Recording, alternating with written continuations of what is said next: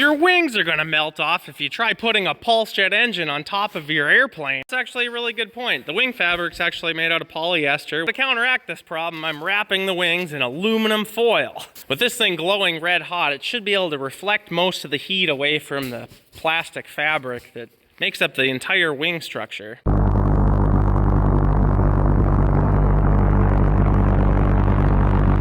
The weather's finally good enough to go back out flying with the $200 airplane. Just got to do some preliminary checks.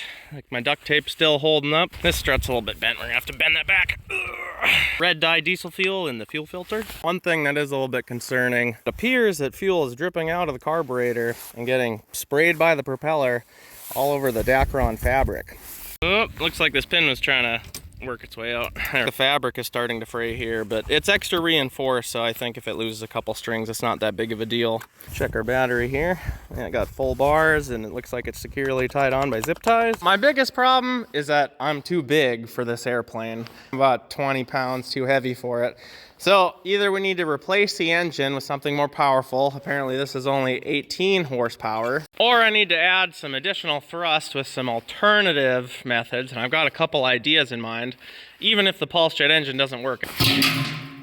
So I've set up this test bench for testing different airplane engines inside of my research and development laboratory in one of the wings of my underground bunker.